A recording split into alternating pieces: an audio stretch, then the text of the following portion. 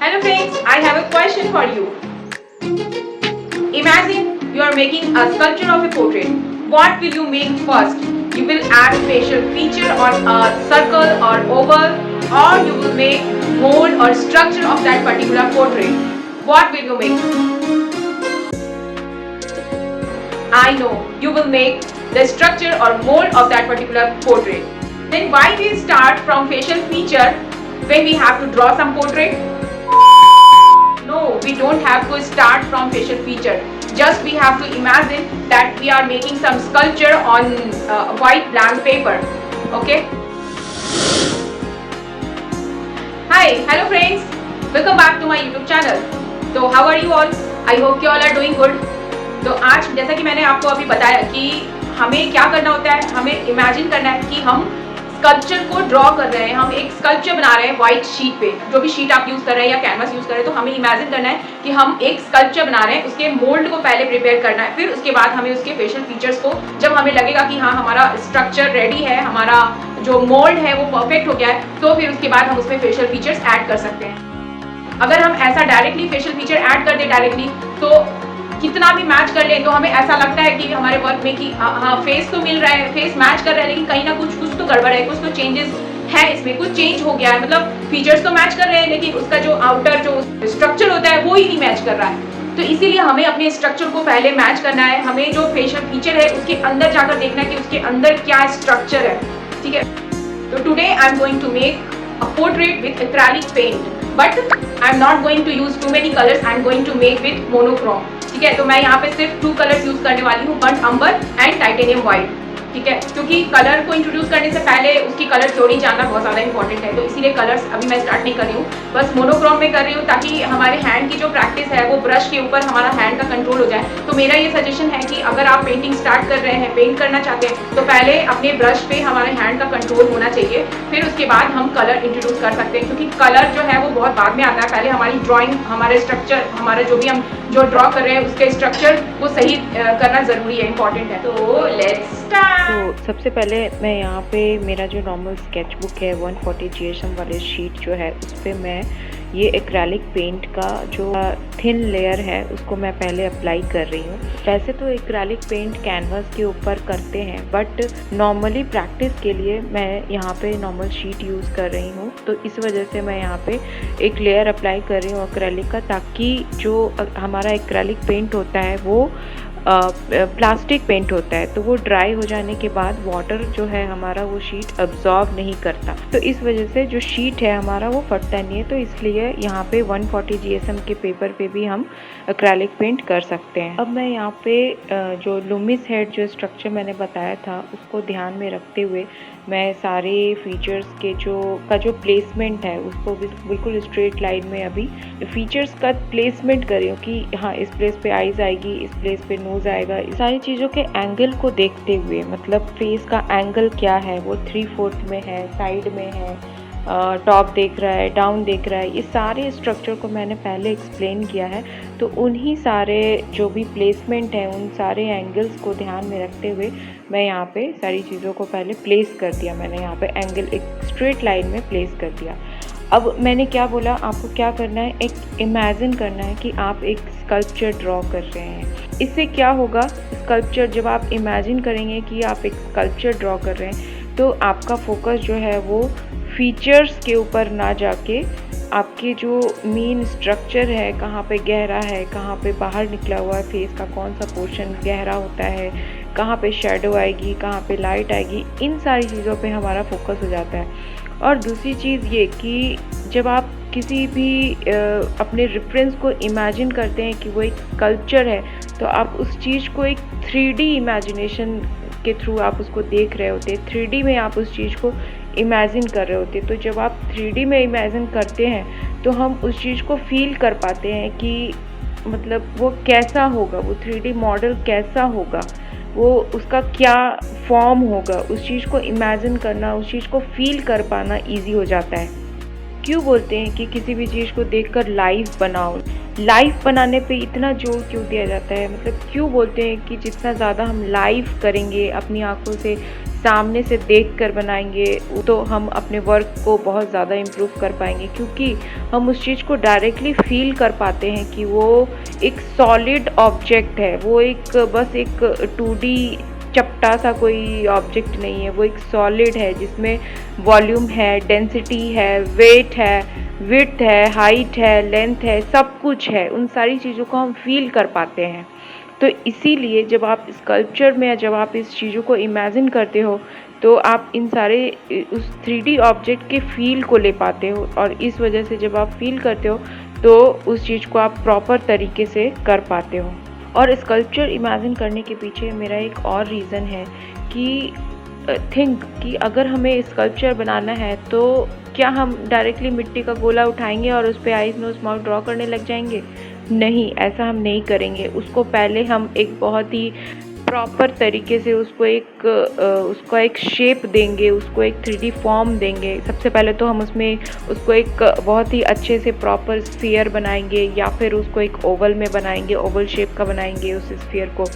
और फिर उसके बाद धीरे धीरे उसमें आईज के ऊपर उसका ढांचा तैयार करेंगे, उसका मोल्ड तैयार करेंगे। पहले ही नहीं उसमें आईज नोज माउथ ड्रॉ करने लग जाएंगे। पहले उसमें कहाँ पे अंदर गहरा है, कहाँ पे बाहर निकला हुआ, उसके स्ट्रक्चर को पहले हम तैयार करेंगे किसी पर्टिकुलर फेस को देखकर। बहुत स्कल्पचर आर्टिस्ट हैं जो बनाते हैं, आप देखना उस चीज़ को किस तरीके से वो धीरे धीरे उस चीज़ को प्रोड्यूस करते हैं, धीरे धीरे करके।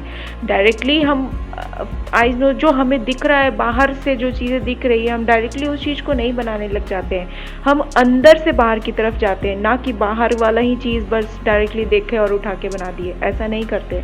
तो इसीलिए first you have to imagine, you have to feel that you are making a 3D object.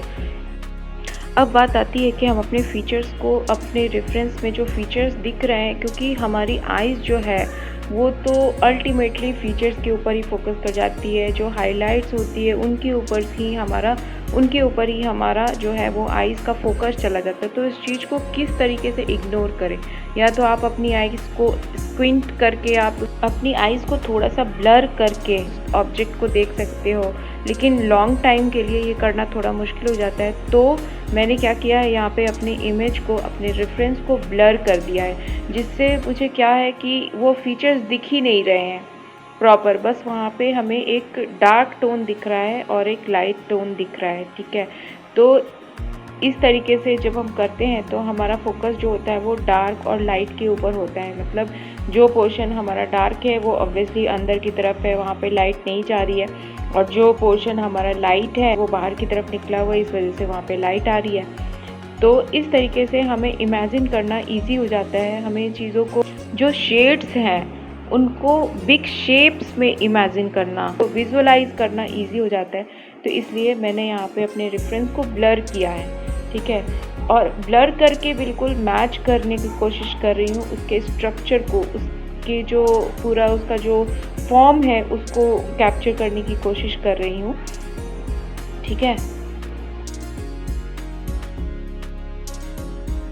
तो आप देख सकते हैं किस तरीके से यहाँ पे प्रोड्यूस कर रही हूँ धीरे धीरे मैं चीज़ों को। धीरे धीरे हमारे जो शेप्स हैं, धीरे धीरे उसके स्ट्रक्चर है, धीरे धीरे उसके फॉर्म को मैं प्रोड्यूस करने की कोशिश कर रही हूँ अंदर से बाहर की तरफ। अब जब ये स्ट्रक्चर हमारा मुझे लगेगा कि हाँ ये थोड़ा सा सही हो गया है, इसके जो एंगल है, फेस का जो एंगल है, उसमें जो फीचर्स के एंगल हैं वो सारे सही जगह पे प्लेस हो गए हैं, उनका स्ट्रक्चर मैच हो गया है, तो फिर उसके बाद मैं यहाँ पे फीचर्स ऐड करूँगी।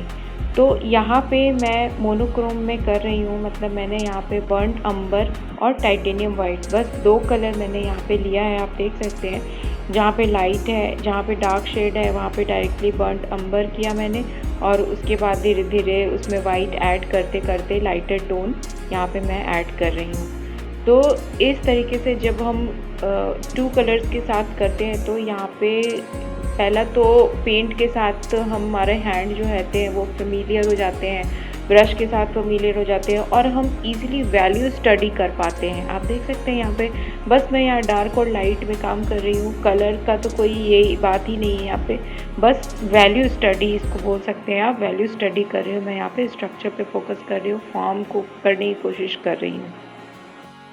यहाँ पे मैं हॉग एयर ब्रशेस यूज़ कर रही हूँ, जिसके ब्रिशल थोड़े हार्ड होते हैं। ये ब्रश मेरा बहुत ही फेवरेट ब्रश है, क्योंकि इससे मुझे जो स्केच है वो करने में मतलब इजी होता है। मुझे बहुत अच्छा लगता है ये ब्रश, तो इस वजह से मैं यहाँ पे यूज़ करती हूँ। इनिशियली जब हम यहाँ पे ब्लॉकिंग कर रहे हैं, इनिशियली जब हम कलर्स को ऐड कर रहे हैं, वैल्यू में फोकस कर रहे हैं, तो जब हमें डिटेलिंग करनी होगी तो यहाँ पे तो फिर हम उसमें सिंथेटिक जो ब्रश होते हैं हमारे, हम वहाँ पे वही ब्रश यूज़ कर सकते हैं।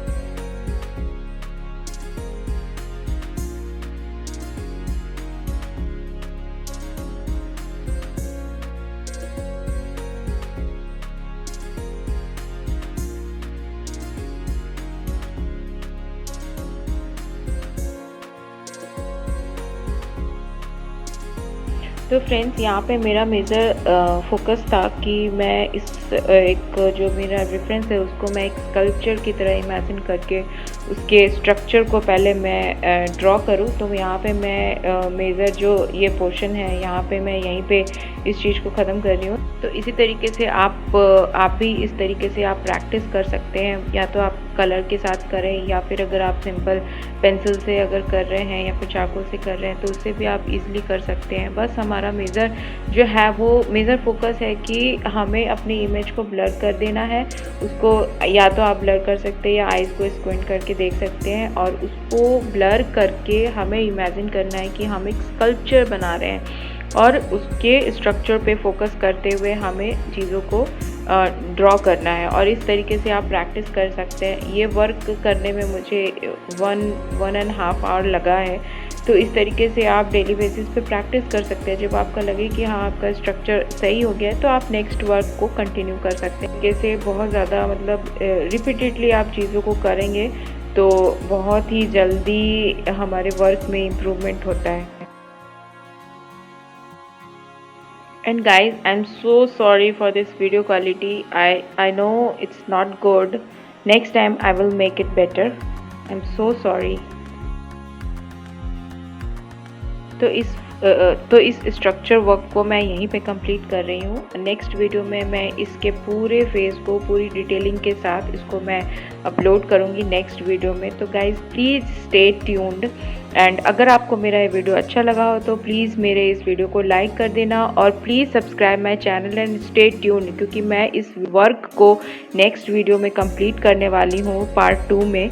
तो प्लीज़ आप मेरे साथ बने रहना, और मुझे कमेंट में ज़रूर बताना कि आपको मेरा ये वर्क कैसा लगा, और अगर कोई डाउट है तो वो भी आप कमेंट में मुझसे पूछ सकते हैं। And friends, please like, share and subscribe my channel. Thanks for watching.